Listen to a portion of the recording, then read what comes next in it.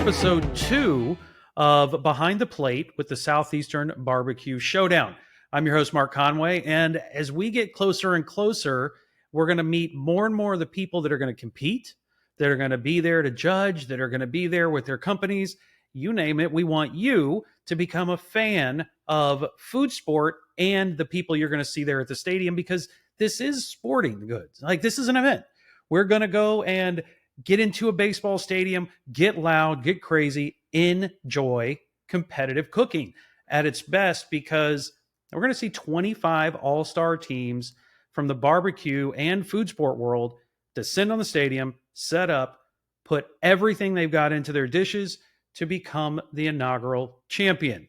So before I move on, make sure to follow, like, subscribe, share, all that good stuff. The Southeastern BBQ Showdown on Facebook and Instagram. And the website is southeasternbarbecueshowdown.com. All right. Today's guest is, I really have to say, we're approaching legendary status here in the world of food sport. You know, we just had the Super Bowl. Everybody was talking about Mahomes. At what point does he become legendary? How many things does he have to win to get to that point? Well, our guest today has already surpassed Mahomes in wins. This is a food sport legendary champion who competes across all platforms. Heck, I was with him the first time he entered a World Chili Championship and won there. So, without further ado, I want to introduce the food sport legend himself, Damon Holter. Sir, how are you?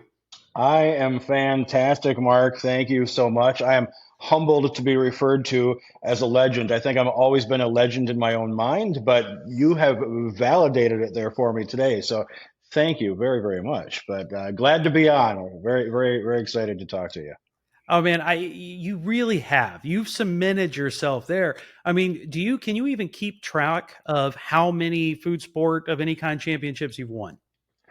No, I really can't, and that's not bragging or whatever. It's just seriously, I do a lot of food sport, like you mentioned. I mean, everything from chili competitions to going into the World Food Championships and barbecue and steak and pizza competitions. I mean, you name it.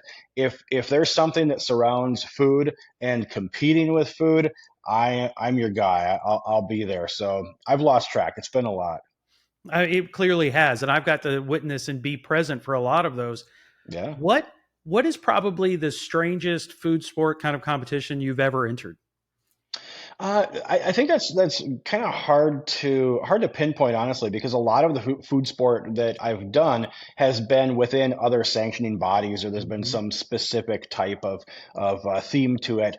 I think some of the strangest that I've come across has really been spawned out of my own mind, my own desire to be creative, where I will use random ingredients or something just different to kind of elevate things.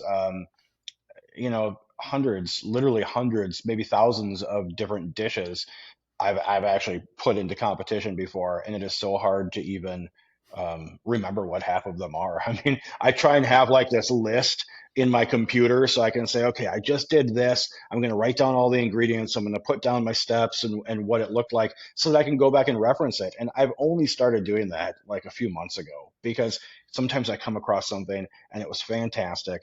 And I move on 40 more dishes later and I can't remember what that fantastic one was that I just did, a month ago. So hard to remember, but I'll tell you, one of the really fun ones that I have not yet done, but I want to, is the internet or the World Championship Squirrel Cook-Off. That's one that Wow. I'm interested in doing, but I just hasn't aligned yet with me. You haven't quite run one of those down yet? No, no. I mean, I know where it's at. It just the timing hasn't worked. I've got to go. I've got to go there. I think they even allow you to shoot your own squirrels and bring them in for the competition. It's pretty. Sounds pretty wild. Sounds kind of nuts, but pretty cool in the There same you way. go. Yeah, exactly. So this time around, it's going to be barbecue. And I Yes. love to ask this question to people because barbecue is one of those terms that means so many things to so many people. Some people refer as barbecue as when they go out in their backyard with their buddies and family and grill out on the burgers. And other people think of barbecue as, low and slow, pulled pork, things like that. What do you think of when we talk about barbecue? Well, barbecue for me means probably a little bit different than some other people do. I mean, especially when we're talking about folks down south, like you mentioned, they might be Hmm. thinking low and slow, or just getting into like real traditional roles of where barbecue came from in the southern United States. I live in Wisconsin, so it's a little different. We don't have like this rich heritage of barbecue here in the northern states. But what we do have is a rich tradition of grilling, just like so many other places do all over the world. And I've been fortunate enough to be able to travel to a lot of places with my business recently, and see a lot of different cuisine and see what other people consider barbecue to be. So I kind of have, maybe it's a little bit more of a worldview. I don't know if that's the right way to put it, but I collectively have my own take on barbecue based on my experiences, and it is all about throwing something over live fire. I don't care if it's in a grill, a smoker, a fire pit, whatever it is, utilizing live fire to cook dishes and elevate them. I mean, I would refer to a dessert as being barbecued if it were Hmm. done on a grill. I mean, that's how I look at it. It's not necessarily the traditional role, but man, cooking meat over fire, I don't care how you slice it. That's barbecue to me. I mean, that's kind of how I see it too. And I've spent so much time at different barbecue competitions or with different barbecue teams that all of that kind of melds into what your view of barbecue is. Yeah. And so we're really excited to see what your take is as it was the Inner Segra Park there in Columbia, South Carolina for the event. And it is one of those things in barbecue that if you've never been around competitive barbecue, there's nothing like it. The Yeah. camaraderie, the group aspect, the team aspect, the way that the teams interact with each other, it's very much like sports teams. Hmm. There's a lot of good natured ribbing that goes on, but there's also wild support for each other from one team to another. What are some of the things that stand out to you about competing inside that barbecue world? Well, it's pretty well what got me into food sport in general was competing in barbecue competitions, and I think you hit the nail on the head. Very much like with any organization, any food sport that we might be into, the barbecue community is all about supporting each other, Hmm. and it is the greatest group of people. It's where some of my most closest and dearest friends have come from, and it all started basically around throwing some meat on a grill. So when we're in that competition environment, we're meeting people, we're learning from each other, we're sharing experiences, and it's made, I mean, it's made my entire business, my entire livelihood. It all surrounds around, it surrounds barbecue, and that's where it sprang from. So super near and dear to my heart, I'll tell you that, outside of anything else, because if I wasn't cooking barbecue, I don't know what I'd be doing. I mean, for a vocation, I really don't know what I would be doing if I didn't start cooking barbecue. So you talked about kind of your business, and your business really is multifaceted and Mhm. has grown out of you competing in food sport. Tell everybody so they can kind of get to know you and your business. Tell what is your business that kind of spawned from food sport? Well, it's called Croy Valley Foods, and Croy Valley, my wife Lou and I own it, and we started by making sauces and seasonings 15 years ago. Started in the back of a little meat market here in our hometown in Wisconsin, and flourished to an international company where we are selling our products all over the world. But it's not just sauces and seasonings specifically for a grill. We're making products that are inspired by our own experiences, and a lot of them springing specifically from food sport.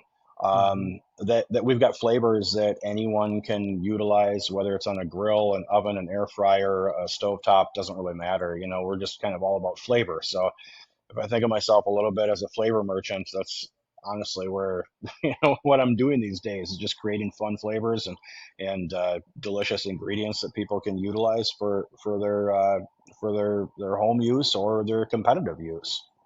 And they're award-winning ingredients, which I think is what people miss. Not only you are a championship food sport competitor, your products have won a lot of awards for Yeah. quality and flavor and originality. So you've really kind of put that whole thing, all circle. Like you've come all the way around to put together an incredible business. And you mentioned Lou. Lou is a legendary competitor in her own right, and you guys at times cook together and at times cook almost against each other or in We separate do. categories. We do. So you've made it a kind of a family affair. And how did it come together? Was it always you two cooking together, or did that come later at some point?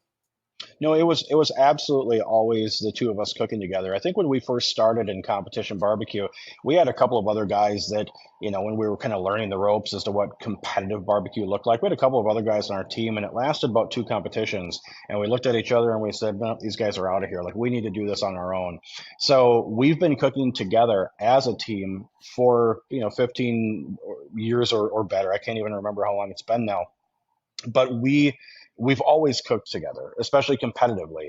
And as our interests have grown in food sport, and there's more opportunities that have opened up, not only do we compete together as a team where we can, we certainly compete in our own categories of different types of food sport as we journey into other arenas.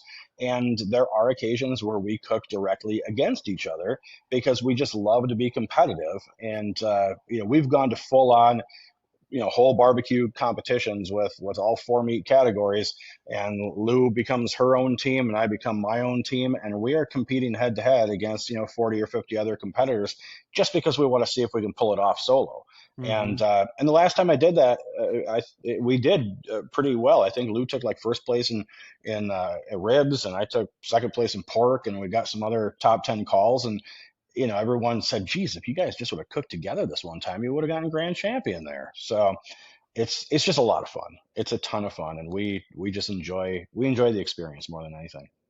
Well, that's why when we started putting this event together, you were one of the first people I talked to about it, because it is that you can tell when we're around you and Lou, there's so much laughter and fun and just joy for having a blast of what you're doing. And that says something. Like, you can tell in any sport, any kitchen, wherever it is, if you love what you're doing, it shows very loudly and it comes through in the food. So Right. to be around you guys, to have you guys a part of the event, was something we were all very excited about. You were at the top of the hit list of, here's everybody I want to be here at this thing. And now you're going to get the chance to be on an outfield concourse of a baseball stadium competing in barbecue food sport. Yeah. Yeah. No, the venue is so cool. I think it's going to be so fun. Again, it's about those experiences, like I said. So every one of these competitions that we do, the most memorable thing about them for me is not the food that we cooked. Half the time I can't even remember what it is that we're cooking. The real memorable experience stems from the people who we have around us, what the venue is like, how, especially as a competitor, how our experience was, just as far as whether the comes to the organization of the event, to the judges, how everything was handled. I mean, those are the things that make something stand out. I always look, especially for events that run annually or more than once. Certainly, I'll look back on it and say, well, now how was that? Did I really like that competition last year? Or that no, that wasn't a great one. It's the ones where we say, man, I had a lot of fun. That's where we go back. We want to go back to those places where we're just having a blast, because the cooking and the food that we put out, that's just in innate passion of ours. We're gonna Mhm. fall in love with the food and have fun and put our best foot forward no matter where we go. But the whole ambiance and the people that are there, that's what makes the big difference. So we're super excited about this one. I mean, it sounds amazing. Sounds like it's going to be a great time. Certainly a new spot for us to be cooking. I've never been cooking in the outfield of a baseball stadium. So I think just the acoustics, the backdrop, it's just going to be really, really cool. And it really is. So for those of you who are wondering, it's going to be in Columbia, South Carolina at Segra Park, June 14th and 15th, the inaugural Southeastern BBQ Showdown. There are so many surprises we've even yet to reveal that'll be part of the event. Those will come out periodically. So make sure that you're following on Instagram and Facebook, the, once again, Southeastern BBQ Showdown. But then also just get involved, get engaged. If you have questions for us, reach out. We're looking to make this a very interactive event. There's going to be vendors there. There's going to be all kinds of activities for kids. You're at a baseball stadium. So you can only imagine the fun we're going to have. And both nights, there will be live music. The first night on Friday, it's going to be a shag band, and the South Carolina Barbecue Association is going to have a wing cook-off. And then on the main night, you have all 25 All-Star teams competing. And after they're done and we name the winners, we're going to have a huge, legendary live concert. So, Damon, tell everybody where they can follow you on socials.